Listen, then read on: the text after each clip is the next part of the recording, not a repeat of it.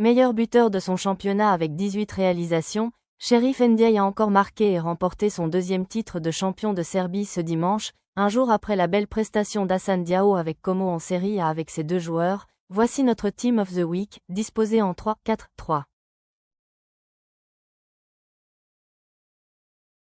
Contre Strasbourg en Ligue 1 ce dimanche, le portier de 25 ans n'a pu éviter la défaite 0-1 du Stade de Reims malgré ses 3 beaux arrêts. En revanche, il a été très précieux et déterminant mercredi dernier pour permettre au club champenois de battre 2-1 la SCAN en demi-finale. Et se qualifier pour la finale de Coupe de France, grâce notamment à une parade fantastique devant Julien Domingue en seconde période.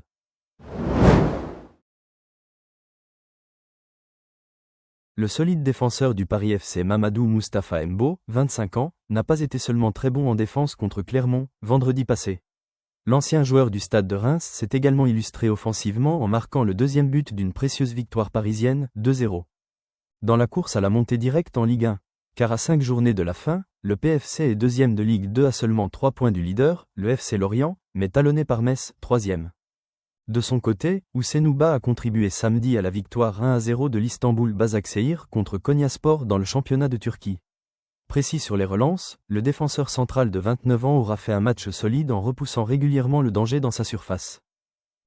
Abdoulaye Niakhaté Ndiaye, lui, était assez fébrile à la relance lors de la victoire du Stade brestois contre Monaco, 2-1, samedi en Ligue 1. Néanmoins, le défenseur central de 22 ans a régné dans ce match, notamment dans son duel avec Mika Biéret, Brel Mbolo et même Folarin Balogun. C'est en partie grâce à sa solide performance que Brest s'est offert le scalp de Monaco pour conserver ses chances de disputer une Coupe d'Europe la saison prochaine.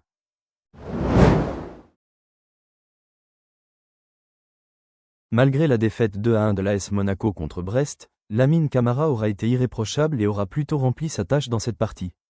Impactant dans les duels, l'ancien pensionnaire de Génération Foot était tout aussi bien présent dans la récupération et, surtout, appliqué sur ses passes et sur les balles arrêtées. L'une d'elles a d'ailleurs abouti sur l'unique but marqué par Monaco.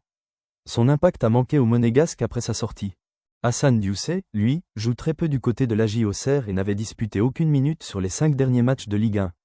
Seulement, pour le déplacement à Rennes ce dimanche, l'AJA devait faire sans Elisha Owuzu et Kevin Danois. C'est ainsi que l'entraîneur Christophe Pélissier était forcé à ressortir. Du fond de sa manche l'ancien joueur de Saint-Étienne. Et Diousé n'a pas déçu. Il a activement contribué au succès 0-1. Auxerrois en Bretagne, faisant preuve de combativité dans les duels, à la récupération et d'application sur les transmissions.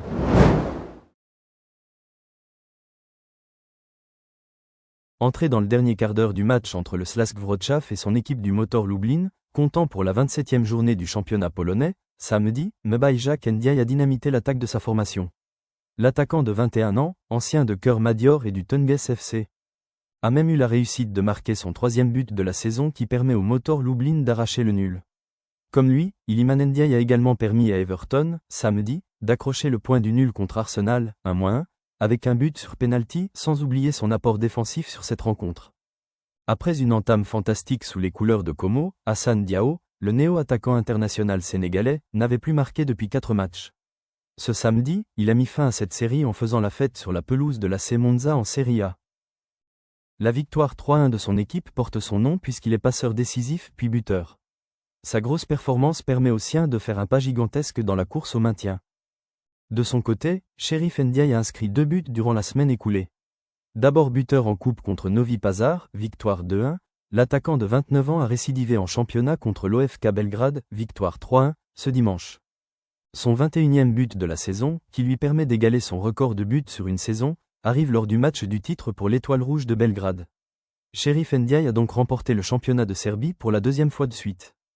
Enfin, contrairement à Cherif Ndiaye ou Hassane Diao, Maïm Babatiam était beaucoup moins prolifique ces dernières semaines. L'attaquant des Hubspor restait sur 7 matchs sans parvenir à faire trembler les filets. Il a mis fin à cette série ce dimanche 6 avril en marquant l'unique but de la victoire des siens face à Hatayspor dans le championnat turc.